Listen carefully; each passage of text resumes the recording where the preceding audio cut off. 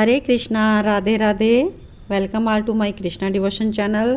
Krishna devotion channel भक्ति और सेवा के वीडियो प्रोवाइड कर रहा है और आप मेरे चैनल के साथ जुड़कर लाभ प्राप्त कर रहे होंगे, ऐसी मेरी आशा है। तो आइए भक्ति मार्ग में आगे बढ़ते हुए हम आज का वीडियो स्टार्ट करते हैं। आज का वीडियो माघ मास के ऊपर है। माघ मास की क्या विशेषताएं हैं, इनका क्या महत्व है और इनके क्या नियम हैं, इसके बारे में आज के वीडियो में हम जानेंगे। तो सब कुछ अच्छी तरह से जानने के लिए संपूर्ण वीडियो ज़रूर देखें। माघ का महीना बहुत ही पवित्र और फलदायी होता है। माघ के मास में स्नान, दान इत्यादि का विशेष फल प्राप्त होता है। पुरानी कथा के अनुसार माघ मास में गौतम ऋषि ने इंद्रदेव को श्राप दे दिया था। जब उन्होंने क्षमा याचना की तो गौतम ऋषि ने कहा कि माघ मास में गंगा स्नान कर प्रायश्चित करो। तो इंद्रदेव ने माघ मास में गंगा स्नान किया था और उन्हें श्राप से मुक्ति मिली थी। पद्म पुराण में वर्णित माघ स्नान के महात्म्य के बारे में कहा गया है कि चक्र तीर्थ में श्री हरि और मथुरा में श्री कृष्ण का दर्शन करने से मनुष्य को जो फल मिलता है वही माघ मास में केवल स्नान करने से ही मिल जाता है।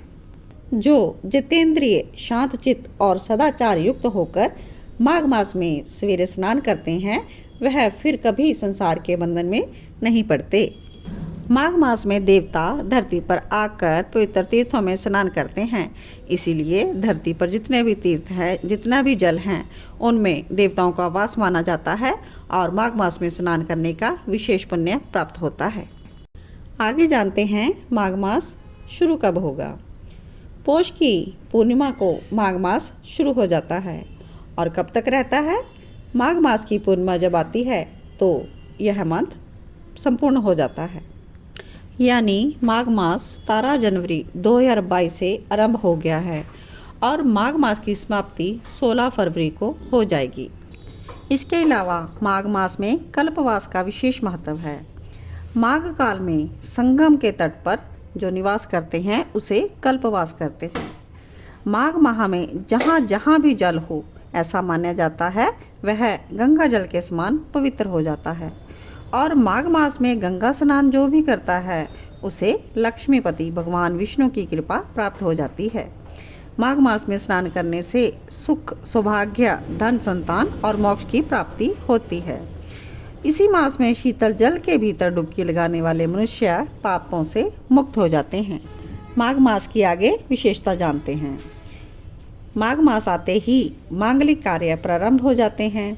इस माह में पवित्र नदियों के तट पर मेले लगते हैं। जब सूर्य उत्तरायण होने लगता है तो धीरे धीरे ठंड भी कम होने लगती है और इसी मंथ में हेमंत ऋतु के बाद शीशा ऋतु का प्रारंभ हो जाता है। माघ महीने की शुक्ल पंचमी से बसंत ऋतु का आरंभ हो जाता है। मघा नक्षत्र के कारण इस माह का नाम माघ मास पड़ा। माघ मास में बहुत से महत्वपूर्ण व्रत आते हैं, जैसे षटतिला एकादशी, तिल चतुर्थी, रथ सप्तमी, भीष्म अष्टमी, मौनी अमावस्या, जया एकादशी, संकट चतुर्थी इत्यादि व्रत इसमें आते हैं। पद्म पुराण में मुनि वशिष्ठ जी ने माघ स्नान का फल बतलाया है। आइए हम इसको श्रवण करते हैं। विशिष्ट मुनि जी कहते हैं, जो लोग होम, यज्ञ और इष्टपूर्त कर्मों के बिना ही उत्तम गति प्राप्त करना चाहते हैं वो माघ में प्रातःकाल बाहर के जल में स्नान करें। और जो गौ, भूमि, तिल, वस्त्र, सुवर्ण, धान्य वस्तुओं का दान किए बिना स्वर्गलोक में जाना चाहते हैं वो लोग भी माघ में सदा प्रातःकाल स्नान करें। और जो 3-3 रात तक का उपवास रखते हैं, व्रत के द्वारा अपने शरीर को सुखाए बिना ही स्वर्ग पाना चाहते हों, उन्हें भी माघ काल में सदा प्रातःकाल स्नान करना चाहिए। माघ मास में जप, होम और दान ये 3 बातें विशेष हैं। जिन लोगों ने माघ में प्रातः स्नान, नाना प्रकार का दान और भगवान विष्णु का स्तोत्र पाठ किया है वे ही दिव्य धाम में आनंदपूर्वक निवास करते हैं। प्रिय वस्तु के त्याग और नियमों के पालन से माघ मास सदा धर्म का साधक होता है और अधर्म की जड़ काट देता है। यदि सकाम भाव से माघ स्नान किया जाए तो मनोवांछित फल की सिद्धि प्राप्त होती है और निष्काम भाव से स्नान आदि करने पर वह मोक्ष दान करने वाला होता है। निरंतर दान करने वाले, वन में रहना और तपस्या करना, सदा अतिथि सत्कार में रहना, ऐसा करने से पुरुषों को दिव्य लोक प्राप्त होते हैं, जो माघ मास स्नान करने वालों को भी मिल जाते हैं। और अन्य पुण्यों में स्वर्ग में गए हुए मनुष्य पुण्य समाप्त होने पर वहाँ से लौट आते हैं, लेकिन माघ स्नान करने वाले मानव कभी भी लौट कर नहीं आते। इसलिए माघ स्नान से बढ़कर कोई भी पवित्र और पापनाशक व्रत नहीं है। माघ मास परम हितकारक और तत्काल पापों का नाश करने वाला है। माघ मास में की गई भगवान माधव की पूजा अत्यंत फलदायी होती है। आगे हम जानते हैं कि माघ माह के क्या नियम हैं और हमें इस माह में क्या करना चाहिए और क्या नहीं करना चाहिए, क्या खाना चाहिए, क्या नहीं खाना चाहिए और किन चीज़ों का त्याग करना चाहिए। आइए वीडियो एंड तक देखिए और सारी जानकारी प्राप्त कीजिए। माघ मास का प्रथम नियम है स्नान करना, यानी कि अपने शरीर को शुद्ध और पवित्र बनाकर रखना और सूर्य उदय से पूर्व ही हमें स्नान करना है। यही स्नान लाभकारी माना गया है और हमें पूरा महीना इसी प्रकार से स्नान करना है। माघ मास में किसी पवित्र नदी में ज़रूर स्नान करना चाहिए, अगर हो सके तो डेली, और अगर डेली नहीं हो सकता तो माघ में एक बार तो ज़रूर ही पवित्र नदी में स्नान करना चाहिए। इसके अलावा सभी जलों को गंगा के समान पवित्र माना गया है, तो हमें घर में भी गंगा नाम का उच्चारण करके स्नान कर लेना चाहिए या फिर गंगा जल मिश्रित जल से स्नान करना चाहिए।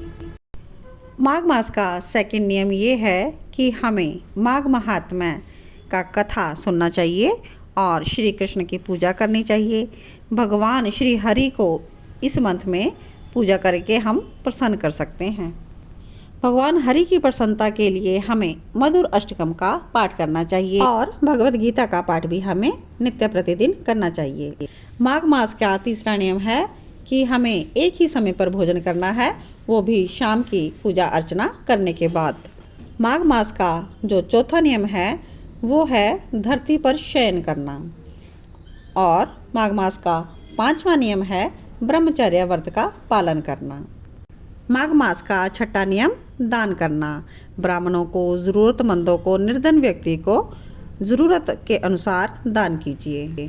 माघ मास में सातवां नियम है जप, तप, होम, हवन इत्यादि करना देवताओं की प्रसन्नता के लिए। आइए आगे जानते हैं इन्हीं नियमों को डिटेल से। माघ स्नान जो हमें करना है वो पवित्र तीर्थ नदी इत्यादि में करना है या फिर पवित्र गंगा जल का हमें मिश्रण करते हुए तिल मिलाकर हमें स्नान करना है उसी जल से, या फिर तिल या हम गंगा जल नहीं है हमारे पास तो हमें केवल मानसिक रूप से गंगा जी का नाम लेते हुए स्नान कर लेना है। और उसके बाद हमें सूर्य भगवान की विशेष आराधना करनी है। सूर्य नारायण भगवान को हमें अर्घ्य देना है और गायत्री मंत्र का उच्चारण करना है। एक बात का विशेष ध्यान रखें कि सूर्य भगवान के आगमन पर ही हमें जल अर्पण करना है। अब सेकंड नियम डिटेल में जानते हैं कि माघ मास में एक माघ महात्म्य की कथा आती है, उसका नित्य प्रतिदिन हमें पाठ करना है या फिर हमें मंदिर में जाकर ब्राह्मण के मुख से श्रवण करना है। अधिक से अधिक हमें नाम जप करना है, कृष्ण की भक्ति में हमें लीन रहना है। माधव मुरलीधर का हमें विशेष आराधना करना है। थर्ड नियम भोजन के बारे में है, तो भोजन में हमें लहसुन प्याज का त्याग कर देना है, मूली धनिया का भी त्याग कर देना है, गाजर और बैंगन का भी त्याग कर देना है। इन चीज़ों का हमें सेवन नहीं करना है और पूरे दिन में हमें एक ही टाइम भोजन करना है और बासी अन्न का प्रयोग हमें नहीं खाना है और किसी दूसरे के घर का अन्न का प्रयोग भी हमें नहीं करना है। इसके अलावा हमें रात्रि में एक ही समय पर भोजन करना है और रात्रि में हम जो भोजन करेंगे वो हम पहले श्री हरि को अर्पण करेंगे, उसी के बाद हमें प्रसाद के रूप में वही भोजन ग्रहण करना है। गुड़ और तिल को भी हम अपने आहार में शामिल करेंगे। नेक्स्ट नियम है भूमि पर सोना। भूमि पर हमें गद्दा, तलाई, चटाई इत्यादि बिछाकर सोना है, ये नहीं कि बिल्कुल ही ज़मीन पर सोना है। हमें बेड या ऊंची जगह पर नहीं सोना, लेकिन हम धरती पर गद्दा बिछाकर शयन कर सकते हैं। इसके अलावा हमें ब्रह्मचर्य व्रत का पालन करना है। हमें ज़्यादा से ज़्यादा अच्छे कर्म करने हैं और बुरा कर्म करना ही नहीं है और सोचना भी नहीं है, और हमें निंदा, चुगली इत्यादि से भी बचना है। कोशिश करें कि रात को सत्संग, प्रवचन इत्यादि श्रवण करने का अपना नियम बना लें। आइए अब दान के बारे में जानते हैं। दान हमें ब्राह्मणों को, ज़रूरतमंदों को, गरीबों को करना है। ब्राह्मणों को हमें तिल का दान करना होता है। ऐसा कहा जाता है कि तिल दान करने वाला नरकगामी नहीं होता। ठंड का महीना है तो इसलिए हमें गर्म वस्त्रों का भी दान करना चाहिए। तो कंबल इसमें प्रमुख दान की चीज़ आती है। इसके अलावा आप ऊन, रजाई इत्यादि भी दान कर सकते हैं। ठंड से बचने के लिए आप जूते, चप्पल या गर्म जुराबे, गर्म बूट इत्यादि का भी दान कर सकते हैं। इसके अलावा 9 चीज़ों का दान लिखा गया है। 9 चीज़ों का दान क्या है? बेर, केला, आंवला, घी, पान, तिल, चावल, कुमड़ा और खिचड़ी। इन चीज़ों का आपको दान ज़रूर करना है। माघ मास के अगले नियम में हमें हवन, तप, होम इत्यादि ज़रूर करना चाहिए।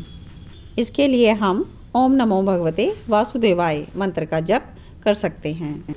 भगवान माधव की पूजा करने से उपासक को राजसूय यज्ञ का फल प्राप्त होता है।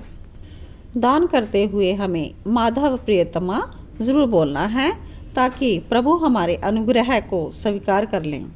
इसके अलावा माघ मास में पूर्णिमा को जो व्यक्ति ब्रह्म वैवर्त पुराण का दान करता है उसे ब्रह्मलोक की प्राप्ति होती है। तो आप सबने माघ मास का महत्व श्रवण किया। हर तरह की नकारात्मकता से छुटकारा पाने के लिए और भगवान वासुदेव की प्रीति पाने के लिए हर मनुष्य को माघ मास का नियम और व्रत करना चाहिए। आशा करती हूँ आज का वीडियो आप सभी के लिए लाभप्रद होगा और आप इसे देखकर माघ मास से संबंधित सभी जानकारी एकत्रित कर पाएंगे और माघ मास में अच्छे से नियम और व्रत, दान, पुण्य इत्यादि कर सकेंगे। वीडियो आपको कैसा लगा, इससे रिलेटेड आप कमेंट बॉक्स में कमेंट ज़रूर कीजिएगा और इसको लाइक ज़रूर कीजिएगा और इसे अपने कॉन्टैक्ट्स में आगे जितना हो सकता है उतना ज़्यादा से ज़्यादा शेयर कीजिएगा। धर्म का प्रसार करने के लिए और भक्ति को और बढ़ाने के लिए कृष्णा डिवोशन यूट्यूब चैनल को सब्सक्राइब ज़रूर कीजिएगा और बेल आइकॉन ज़रूर प्रेस कर लीजिएगा ताकि हर एक वीडियो का नोटिफिकेशन आपको मिल सके। जय श्री कृष्णा, जय जय श्री राधे।